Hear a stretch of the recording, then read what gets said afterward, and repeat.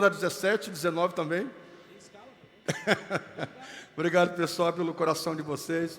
Essa equipe está aqui desde cedo, não é? Coisa boa, antes das 8 já estavam por aqui. Que bênção. Meus irmãos, nessa manhã eu quero convidá-los ao segundo tema de hoje. Efésios capítulo 5, do versículo 15 a 17. Vamos ler esse texto. Efésios capítulo 5. E o tema nessa manhã é: não desperdice sua vida. Não desperdice sua vida. Diz assim, queridos: tenham cuidado com a maneira como vocês vivem, que não seja como os insensatos, mas como os sábios, aproveitando ao máximo cada oportunidade, porque os dias são maus. Portanto, não sejam insensatos, mas procurem compreender qual é a vontade do Senhor. Essa é a palavra de Deus. Essa é a palavra de Deus. Escute uma coisa, a vida ela só vale a pena, queridos, quando ela é vivida para o Senhor. Aprenda isso. O dilema de muitas pessoas, e nesse mês de setembro, nós queremos, como igreja do Senhor, que em Cristo sempre propõe a vida. Nós somos, como igreja de Cristo, nós temos a essência da vida, que é o Senhor. Então, sempre, não apenas nesse mês de setembro, mas em todo momento, nós como igreja estamos enfatizando a vida, valorizando a vida, sempre propondo a vida, porque essa é a vontade de Deus para o homem. Outrora nós não tínhamos vida, mas agora em Jesus nós o temos. Então, como Paulo recebeu do Senhor, nós também queremos passar isso para as outras pessoas. Não é apenas nesse mês de setembro, mas já que o mundo, não é? O Brasil, o mundo está aderindo nesse mês de setembro, enfatizando o setembro amarelo, valorizando a vida, porque não como igreja também estamos engajados nisso, embora nós não só estamos nesse mês de setembro, repito, nós estamos em todo momento.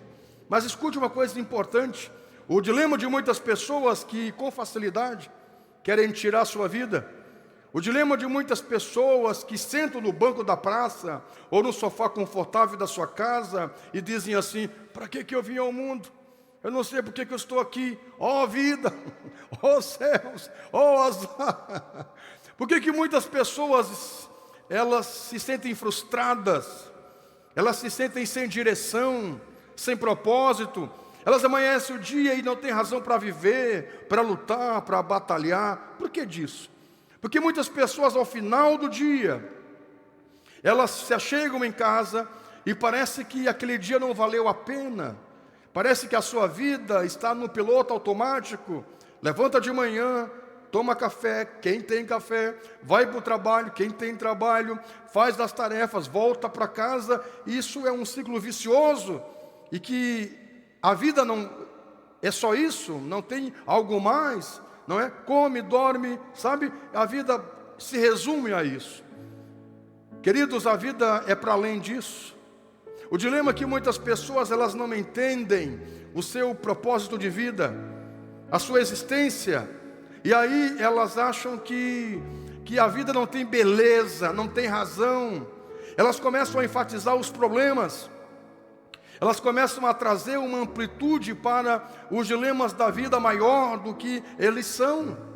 E aí elas se frustram e ficam exauridas, esgotadas, sem razão para viver. Porque aquilo que elas se alimentam é o que elas vão viver, é o que vai sustentá-las. Se você começar a olhar para um quadro e começar a pensar nesse quadro como um quadro feio, sem beleza alguma, é isso que vai provocar em você sentimentos ruins. O dilema é que nós não olhamos um quadro como um artista vê. A gente vê essas obras desses artistas renovados e você olha e fica pensando assim: é um monte de rabisco. É só um pé, Eu acho que ele estava meio tantando a cabeça, jogou uma tinta na tela e virou esse borrado e diz que é arte. É porque nós não olhamos com o olhar de artista.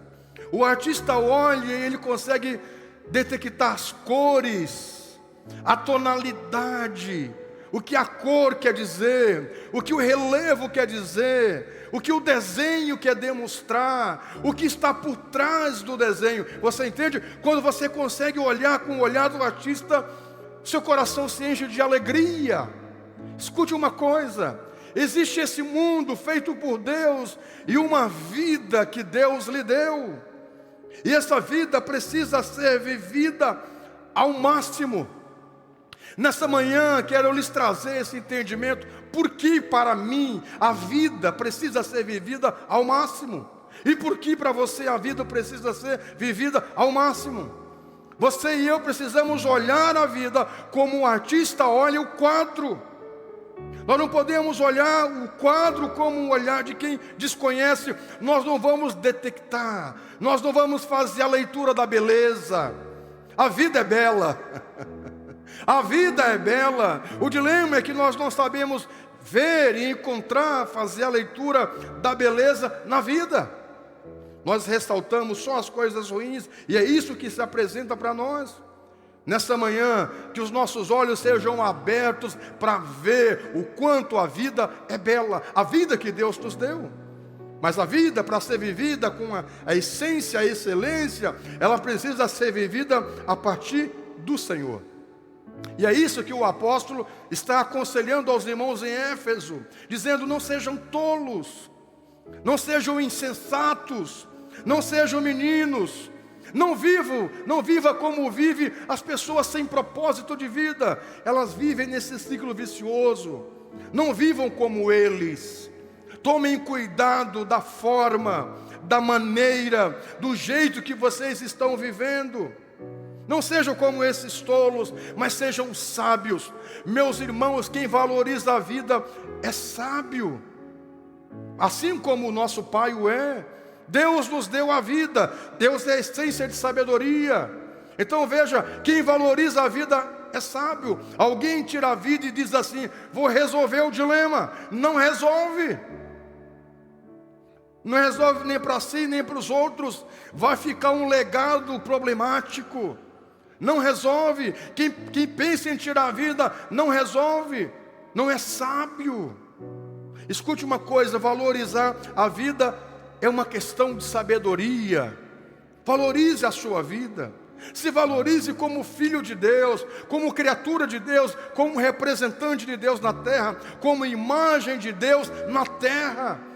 Valorize as coisas que Deus lhe tem dado, as pessoas que Deus lhe tem colocado. Alguém já diz que nós só valorizamos saúde quando nós a perdemos. A gente não precisa perder a saúde para começar a valorizar. Então escute, vamos valorizar a saúde que temos, a vida que temos, a família que temos, a igreja que temos, o Senhor que temos, os amigos que temos. E à medida que nós trabalharmos a valorização, haverá um bem-estar e uma mudança na nossa mente e no nosso proceder. Você crê assim? Dê um aplauso ao Senhor com alegria, porque Ele merece.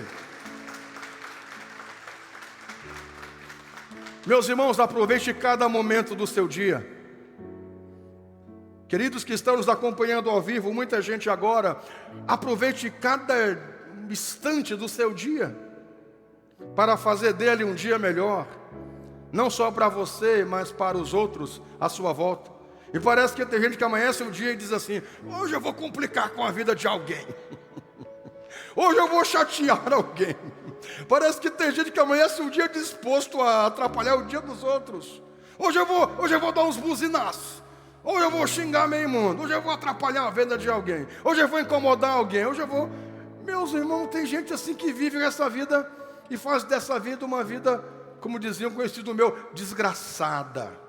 E o que é uma vida desgraçada? É uma vida sem graça, sem a graça de Deus.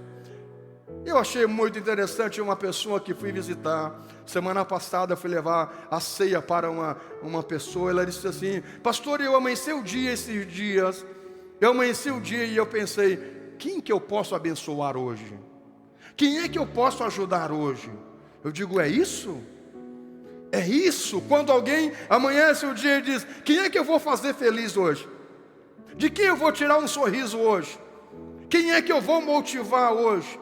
Quem é que eu vou plantar uma semente do bem hoje? Em quem eu vou plantar a vida? É isso. As pessoas só dão o que elas têm. É por isso que de algumas pessoas a gente não pode esperar muitas coisas. Não. Há algumas pessoas que eu já aprendi a não esperar algumas coisas, porque elas não podem dar o que elas não têm. Aquela árvore não pode dar o fruto que ela não tem. Então não posso ter a perspectiva de esperar, porque vou me frustrar. É isso que você tem que fazer. Mas escute, há pessoas que têm o que oferecer. Essa igreja tem o que oferecer. Você, querido, tem o que oferecer. Você pode fazer alguém feliz à medida em que você for uma pessoa feliz. Sabe, eu não me casei para ser uma pessoa feliz. Eu já era antes de casar. Concordo com quem pensa assim. Sabe, eu vou achar a alemoa para me ser feliz. Eu já era feliz. Sinceramente, eu vou ter filhos para tirar a minha frustração. Eu já era feliz antes de ter minhas filhas.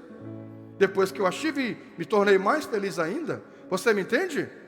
As pessoas, elas sempre estão atrelando uma coisa para querer ter razão para viver.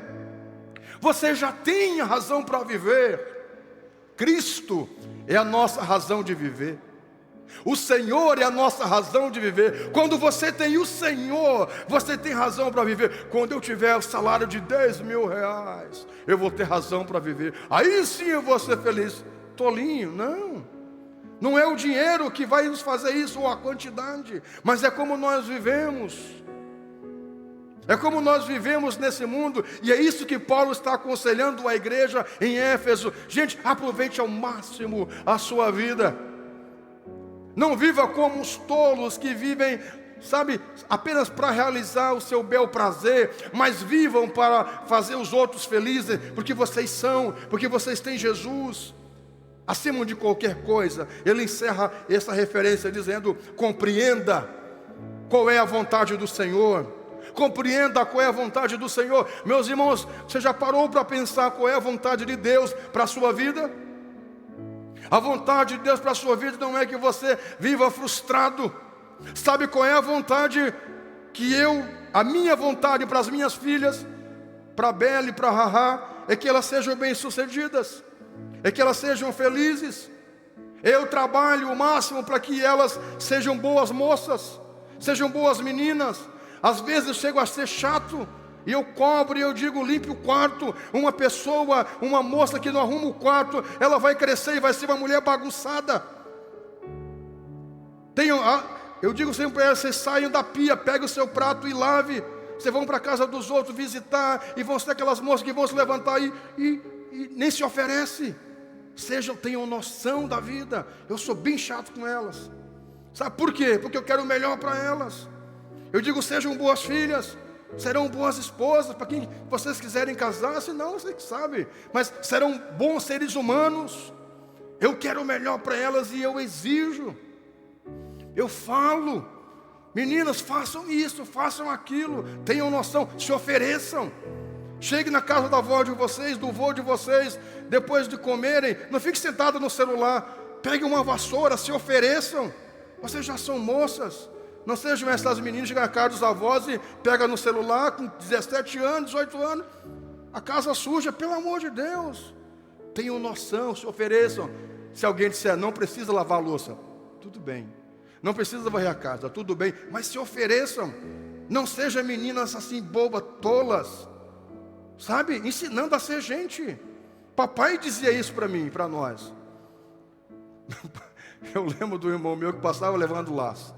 Papai dizia para nós: quando chegar a visita, não venham para a mesa. Vocês já almoçaram. Vocês são dessa época? Alguns devem ser. Papai dizia: quando chegar as visitas, vocês já comeram, não venham. E aí uma vez um irmão meu foi. Já tinha almoçado muito bem. Chegou uma visita, papai gostava de receber as visitas. E meu irmão foi para o canto da cozinha e ficou assim, com o olhão desse tamanho assim na mesa. Papai só olhou para ele assim. Ele saiu de fino.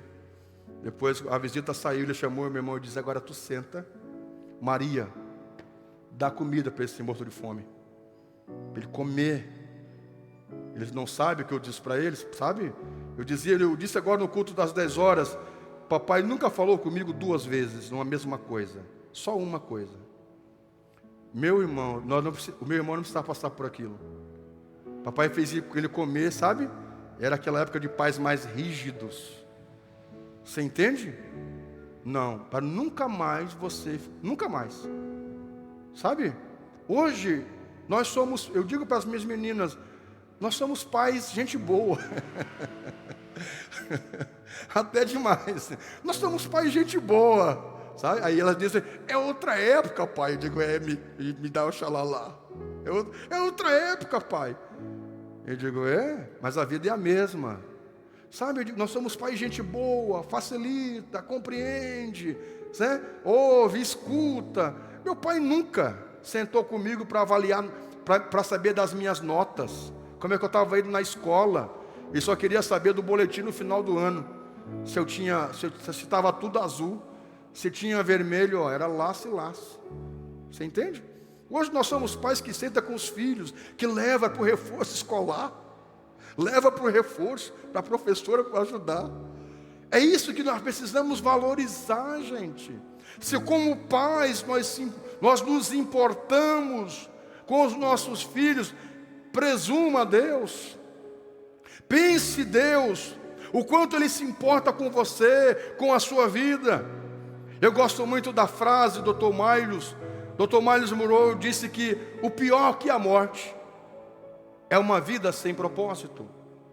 Dr. Miles, enquanto vivo, tive o privilégio de ouvi-lo em São Paulo, e foi lá que ele disse essa frase pela primeira vez. Em 96, ele disse isso, e lá eu gravei essa frase. Ele disse que o pior que a morte é uma vida sem propósito. Você sabe por que as pessoas com facilidade entram em depressão? São tomadas pelo medo, pelo pavor, pela angústia, porque elas não vivem com propósito. Elas não entenderam a essência da sua vida. Para que eu existo? Para que eu vivo? Aprenda hoje, nessa manhã. Primeiramente, você vive para refletir a glória de Deus. O que você foi criado? Você foi criado à imagem de um cavalo, de um canguru.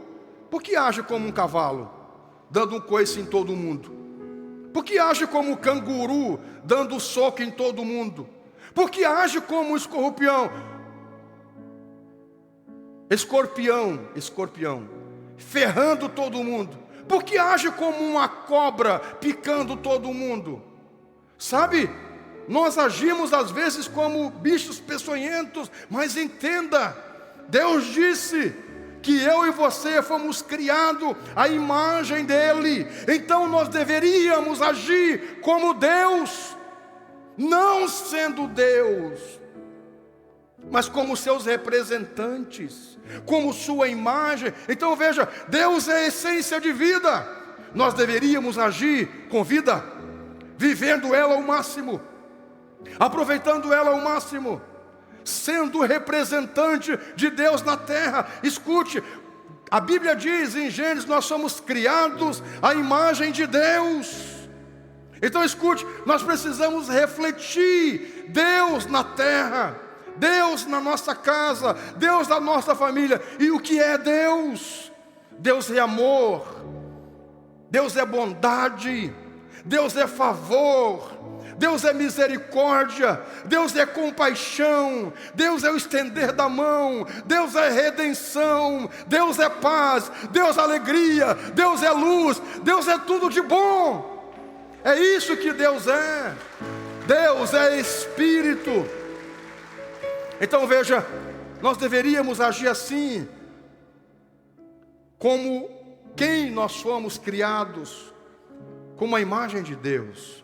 Nós deveríamos, meus amigos, agir como Deus age, sendo compassivo, dando uma segunda chance, estendendo a mão, usando de compaixão, de misericórdia, porque Deus amou o mundo de tal maneira. Então amando, sabe, não ferrando, não mordendo, não dando pataço, não picando, não estragando a vida dos outros, mas decidindo, como disse essa pessoa para mim semana passada, eu amanheci o dia decidido a ajudar alguém, abençoar alguém. Meus irmãos, vamos amanhecer o dia e dizer: quem é que eu poderia abençoar hoje? Levar uma palavra, estender a mão para alguém, fazer um bem para alguém, sabe? Amanheça o dia, faça isso. Vou levar lá 1 quilo de alimento numa igreja para abençoar o projeto. Vou levar lá a oferta para ajudar a comprar os equipamentos. Eu vou lá ajudar para fazer tal coisa, sabe? Amanheça o dia com essa proposta de semear na vida de alguém em terras férteis. E quando fazemos isso, a bondade do Senhor vem sobre nós e nós passamos a compreender o nosso propósito. Agora escute, porque para mim, eu acredito que a vida precisa ser vivida ao máximo. Meus irmãos, constantemente eu estou fazendo velório. Até agora deu uma pausa, mas tem meses que é 2 por semana, é 3 por semana. Um tempo atrás teve uma dessas, como é que chama? Funerárias, não é? Teve uma dessas funerárias que até me procurou para me, lembra disso, pastor? Né? Para me contratar e eu montar uma equipe para ser exclusivo deles. Porque em todo velório eles me viam lá. Era eu e um capelão que tinha. O velhinho já partiu, agora entrou um novo. O novo chega lá com uma água assim, sem um sentimento nenhum, né? Pega o livro, meus irmãos, joga água benta e vai-se embora. Não tem um sentimento assim, sabe? É muito engraçado. E aí sempre, às vezes nós fazemos junto, ele faz a missa e comendo o corpo e eu faço o culto fúnebre. Eu fui procurado por um assistente para me contratar e me dar um salário para me ser exclusivo. Digo, meu irmão, eu sou exclusivo do Senhor, eu até gostaria, porque eu faço isso por amor. A gente até paga para fazer velório, porque paga gasolina, paga o estacionamento. Eu vou começar a montar uma taxa, uma taxinha de R$100, uma taxinha, uma ajuda de custo, né, pastor? A gente gasta gasolina e chega lá às vezes, não era hoje não, só Cristo, né? Pastor Arnoldo, que é dono de troca, pastor Arnoldo recomenda corpo até que não está recomendado. Aí nem ele nem eu tínhamos tempo. Eu digo, não, meu irmão, outro dia, outro momento. Sabe, a gente faz muito velório, muito ofício fúnebre. E aí nós percebemos que quando fazemos ofício, fazemos de pessoas de avançada idade, de crianças que estão começando a vida, de jovens que estão no auge do seu fulgor, da sua força, e de repente a morte veio. Sabe, queridos, por que acredito que precisamos levar a vida ao máximo? Porque a gente não sabe os desdobramentos da vida. Hoje nós estamos aqui, amanhã a gente não sabe. A gente pega um carro e viaja para um destino, mas a gente não sabe se vai chegar lá. A gente pega um ônibus, um avião, para ir para um fim, para um local, mas a gente não sabe se vai chegar lá. A gente não sabe o nosso amanhã, porque se nós o soubéssemos, seria muito doloroso para nós, seria muito angustiante. Nós ficamos angustiados com o resultado que nós estamos aguardando da prova, da venda, da compra.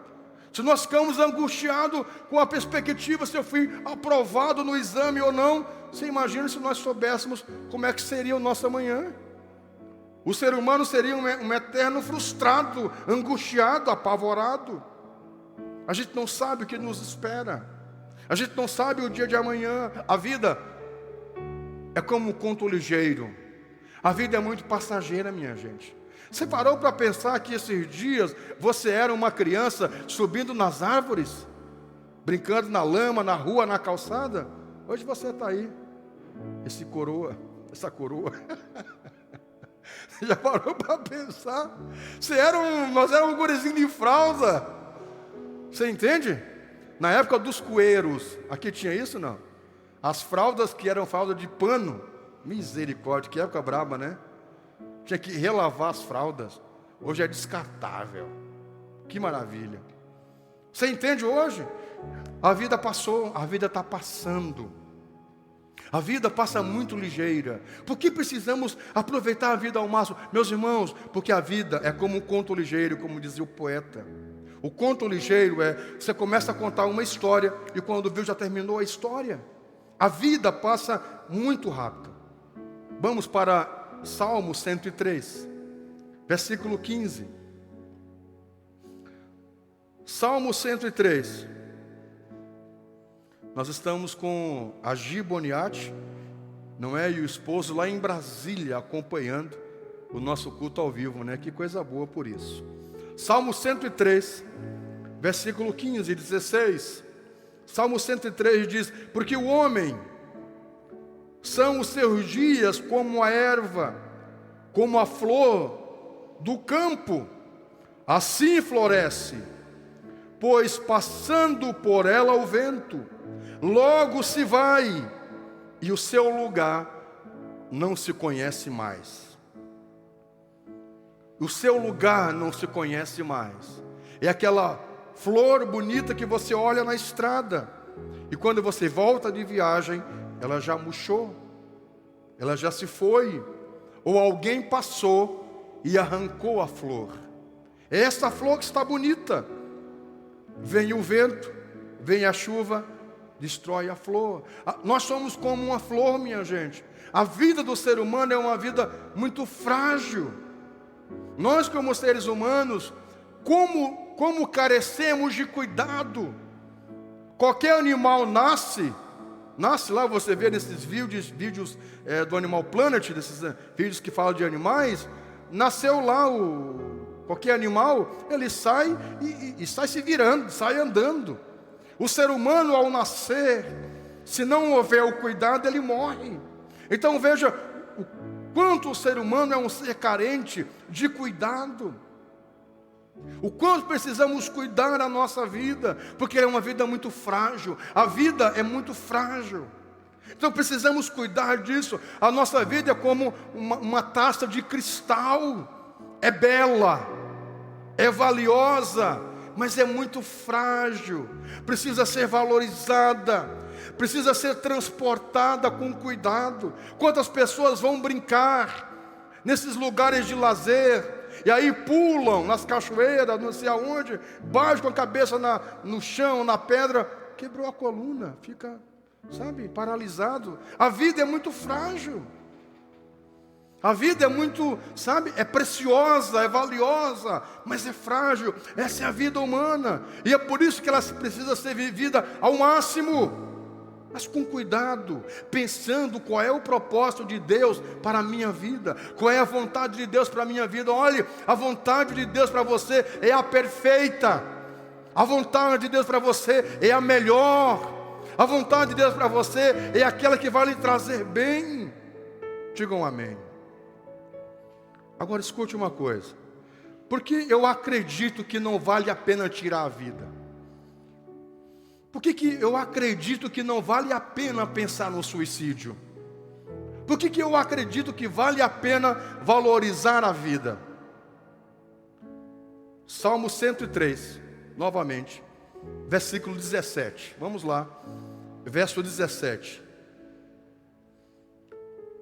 Mas a misericórdia do Senhor é de eternidade a eternidade sobre aqueles que o temem, e a sua justiça sobre os filhos dos filhos. Então eu acredito que não vale a pena tirar a vida por causa da misericórdia de Deus, por causa da aliança de Deus. Então veja, a pessoa condenada, ela já diz, não temos esperança. Nesse mundo nós pensamos, não vale a pena viver. Quando somos apertados por um dilema, alguma situação, não vale a pena, não tem saída, e já pensamos no pior, dá cabo da vida. Não, pense na vida e pense em Deus, porque Deus é misericordioso. Deus tem misericórdia, compaixão, e também por causa da aliança que tem conosco. Olha, Deus fez uma aliança com a humanidade, Deus fez uma aliança com você, e Deus vai honrar a aliança que Ele fez com você. Diga amém. Dê um aplauso a Ele com alegria. porque Ele merece. Meus queridos, aprenda a valorizar a vida. Não desperdice a sua vida. Não desperdice a sua vida. Valorize a sua vida. Viva ela ao máximo. Vá comigo para Salmo 90, versículo 12.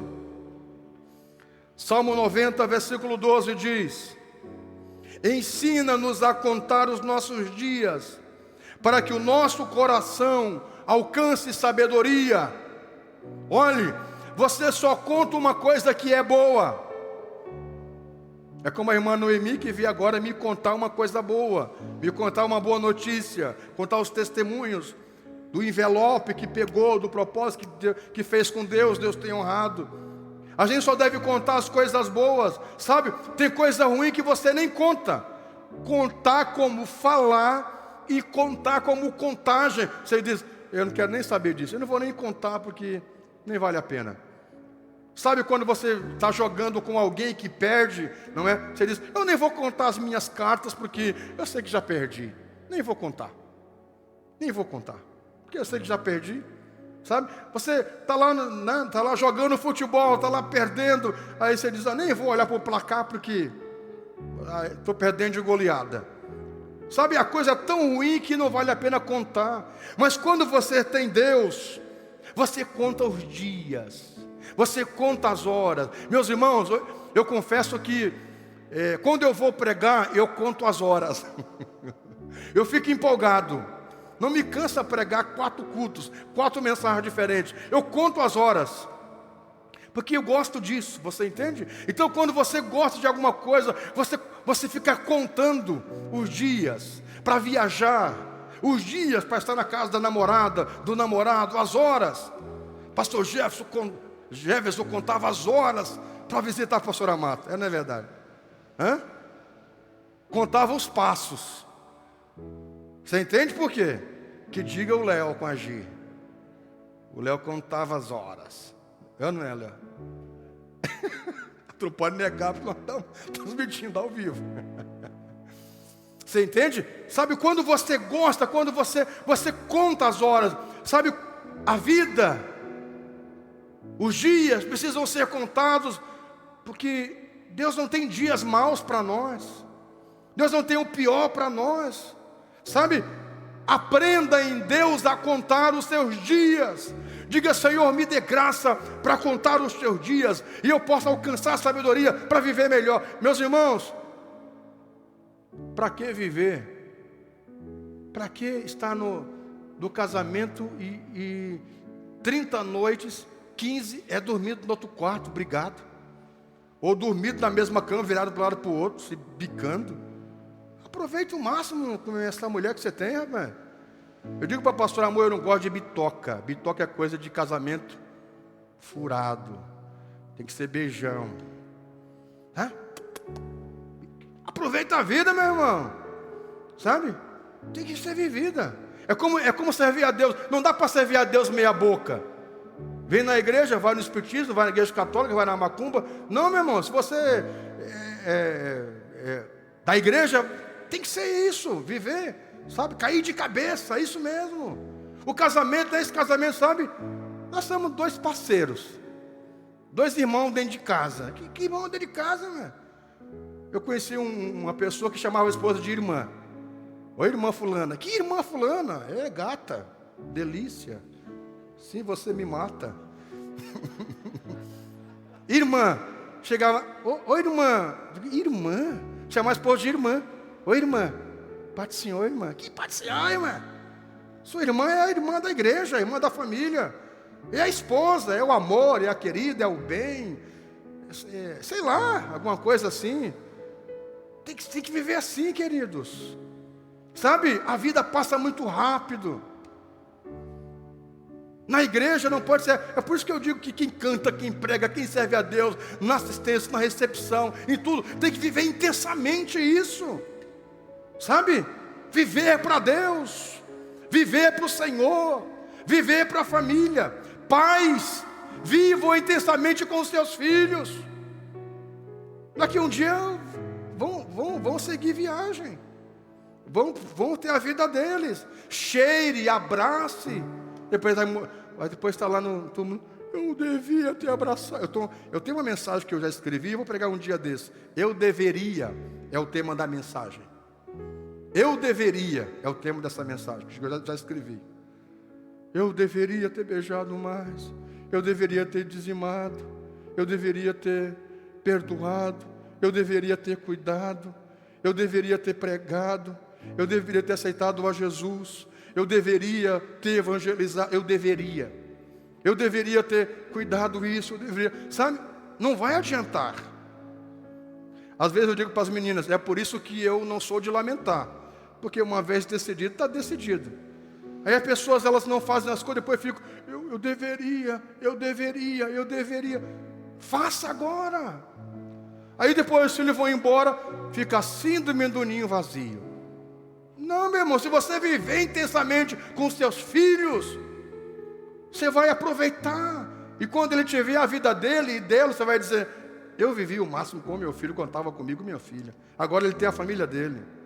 Vou continuar amando, cuidando, mas eu fiz o que eu tinha que fazer. É isso. Sabe? Eu deveria ter sido um filho melhor para o meu pai e para minha mãe.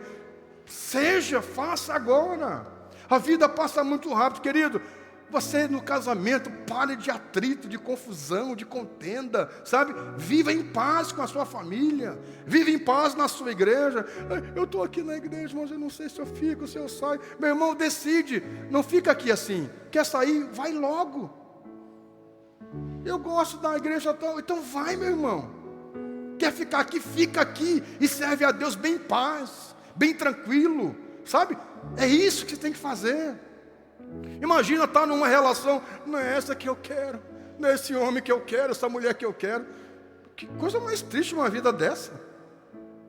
Aí senta na mesa para comer, eu vou comer essa comida, mas eu não gosto disso. Não, eu não como porque eu não gosto. Eu não estou com uma pessoa, se eu não me agrado da pessoa, meu irmão, sai do teu caminho. Sabe?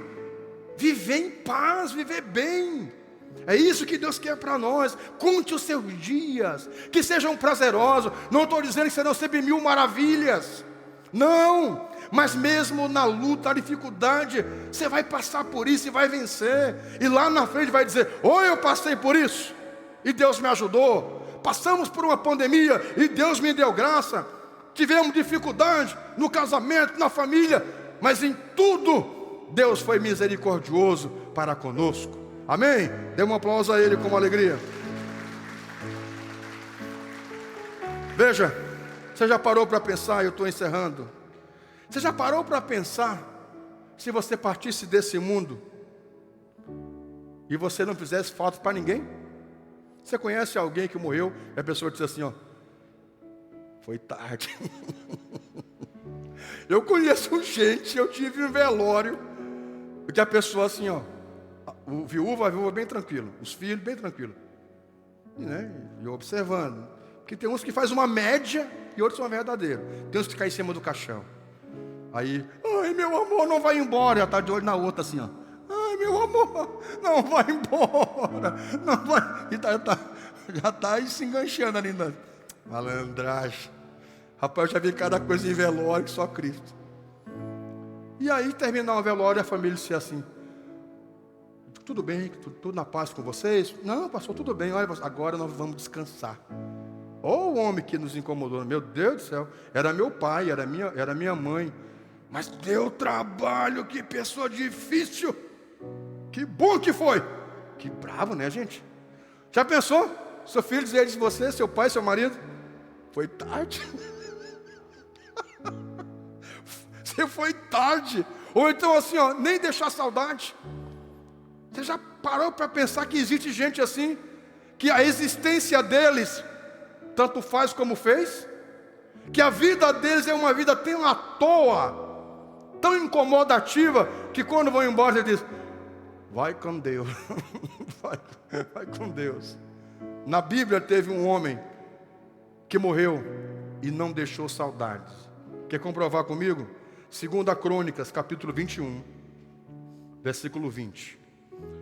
2 Crônicas 21, 20. Gente, eu tinha tanta coisa que dizer para vocês. Meu Deus. Eu vou concluir essa mensagem outro dia. 2 Crônicas 21, 20. E era ele da idade de 32 anos. Jeorão tinha 32 anos de idade quando começou a reinar. E reinou 8 anos em Jerusalém. E morreu sem que ninguém o lamentassem. E foi sepultado na cidade de Davi, mas não nos túmulos dos reis. A minha versão diz: e se foi sem deixar de si saudades. Que rapazinho xarope, hein, tia? Tu imagina uma coisa dessa?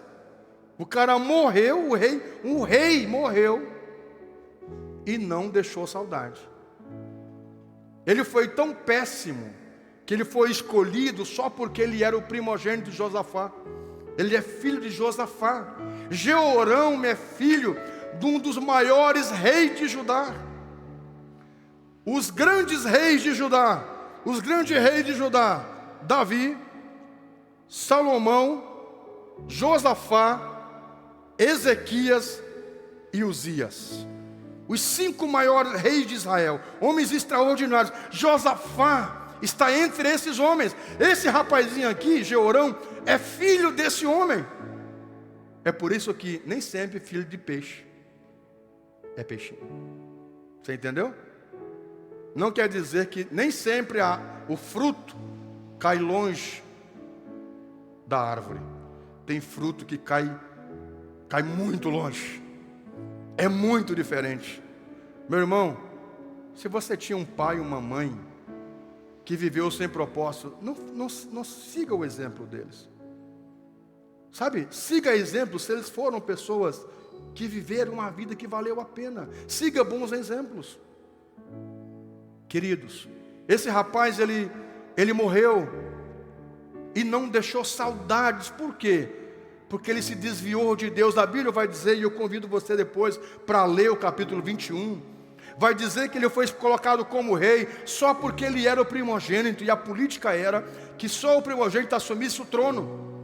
Só não aconteceu isso com Salomão. Salomão foi um acerto de Deus com Davi, com Israel, e com a mãe de Salomão, Betseba. Então escute uma coisa.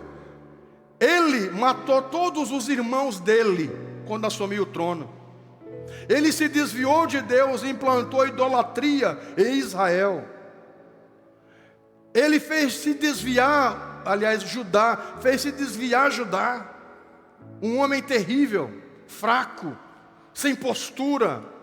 O reino dele teve muitas rebeliões. Ele morreu e não deixou saudades. Deus o livre, gente. Você imagina?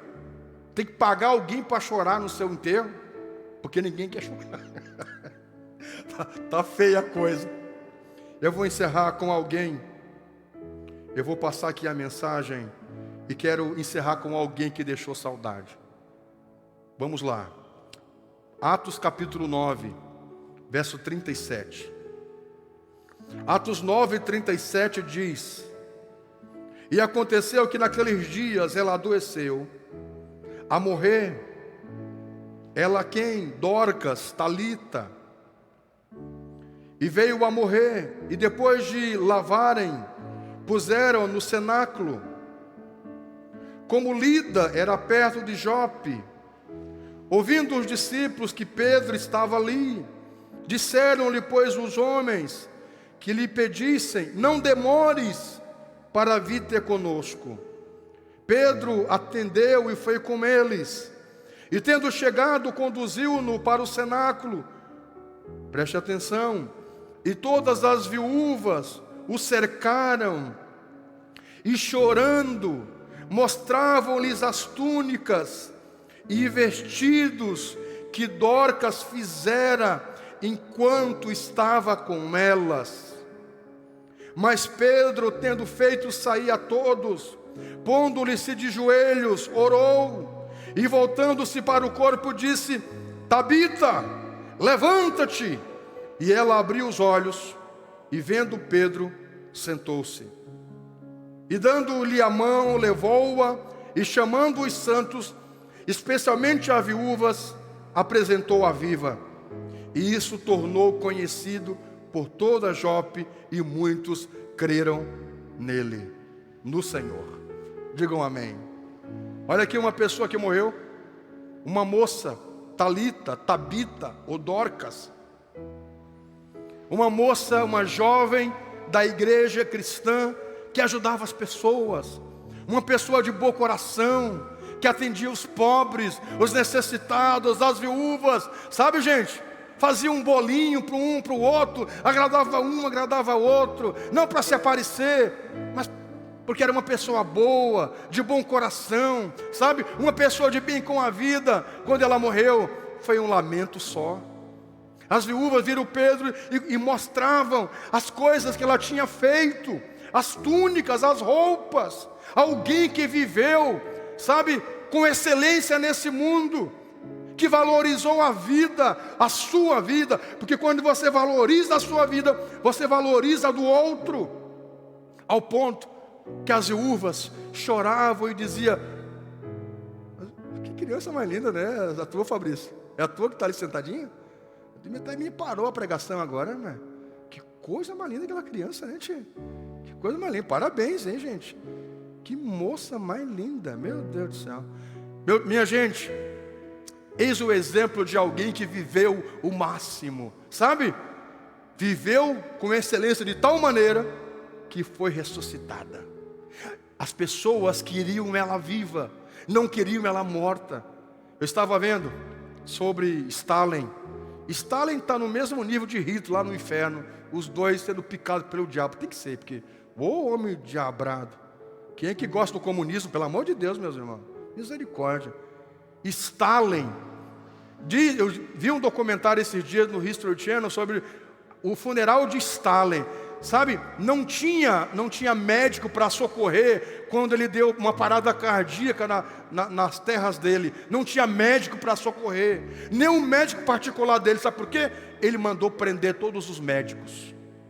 Que homem mau. Fizeram fila para o velório dele, e as pessoas chorando, e os repórteres entrevistaram, e aí as pessoas diziam: vocês estão comovidas com Stalin.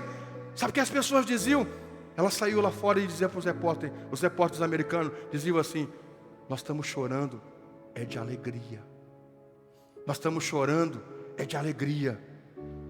Mas por que você veio para cá? Para saber se ele tinha morrido mesmo. Porque ele matou meu pai, matou minha mãe, matou minha família, prendeu meus tios, sabe? As pessoas choravam no velório do Stalin, da Rússia, de alegria. Já pensou uma coisa dessa? As pessoas diziam assim: nós estamos aqui para ver se realmente é o corpo dele, se ele está morto mesmo. Alguém que viveu, ele tem cadeira cativa no lago de fogo. Não duvido. Ele e o Hitler estão juntos, no mesmo caldeirão. Misericórdia, rapaz. Eis alguém que viveu sem propósito. Nessa manhã eu digo para você: não desperdice a sua vida. Se coloque em pé. Deixa eu orar com você. Um outro dia eu concluo essa mensagem nesse mesmo tema. Não desperdice a sua vida. Você tem uma vida preciosa. Peça que Deus ajude você a contar os seus dias.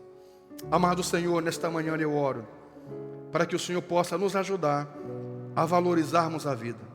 Nos ensina, Pai, a não desperdiçarmos o dom que o Senhor nos deu, a vida. Que a nossa vida nesse mundo possa valer a pena. Abençoe, Senhor, cada pessoa e o teu povo poderosamente, em nome do Senhor. Que assim seja. Amém. Tome seu assento.